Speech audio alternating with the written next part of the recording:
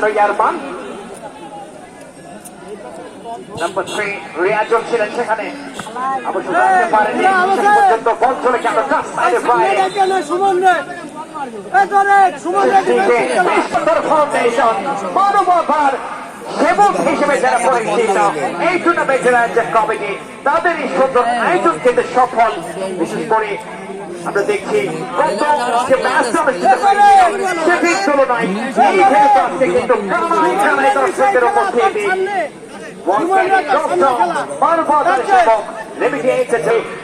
আপনারা উপভোগ করছেন অনিরমপুরের ঐতিহ্যবাহী খামারবাড়ির মাঠ থেকে আটদলীয় টুর্নামেন্টের নকআউট যে পর্ব, সেই পর্বের তৃতীয়তম ম্যাচ। অবশ্যই টুর্নামেন্টের আগামীকাল কিন্তু রয়েছে প্রথম রাউন্ডের শেষ ম্যাচ। অবশ্য নড়াইল ভার্সেস খুলনা ডুবুরিয়া একে অপরের মোকাবেলা করবে বিকাল 4 ঘটিকায়। প্রথম রাউন্ডের সর্বশেষ ম্যাচটি অনুষ্ঠিত হবে। সাউথিয়া যশোর এখন কিন্তু সুযোগ রয়েছে রাইটের পজিশন থেকে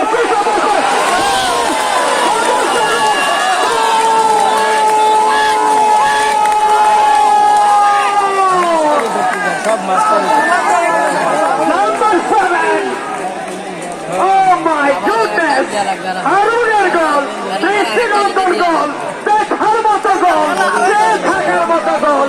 আমাকে দৃষ্টিতে তাকিয়ে রয় হারুনের এই গোল আজকে যেন কথা কয়।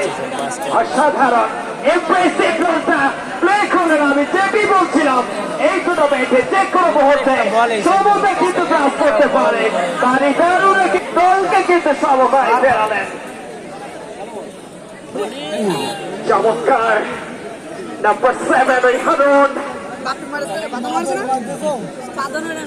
জয় করে নিয়েছেন ইতিমধ্যে সাউথিয়া যশোরের সমর্থকদের মন গোল করেছেন ওই হারুন।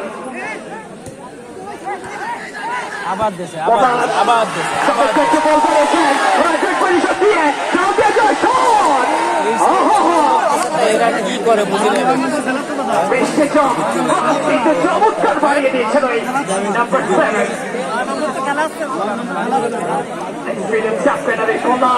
তার দিকে কিন্তু ফোকাসে রয়েছে নাম্বার 9 সাউথিয়া যশোরের অন্যতম কেবল একজন সিনিয়র ক্যাম্পেইনার। যশোর বক্সের ভেতরে হেডটা ফেলেছেন, তবে শেষ পর্যন্ত নাম্বার 30 তিনি কিন্তু প্রতিহত করলেন। সেখানে ওই দুজন ক্যাপ্টেন ধোপানি ফুটবল একাডেমি একটা নম্বর জার্সি ধরে খেলা আছে জনি বল এই সাইড দিয়ে ঢুকতেছে। কিছু বুঝে ওঠার আগে নাম্বার 7 ওই হারুনের গোল খেলায় কিন্তু সমস্ত প্রাস করছে এই মুহূর্তে। স্কুল বাইন অফ বিচ ধোপানি ফুটবল একাডেমি এক, অপরদিকে সাউথিয়া যশোর।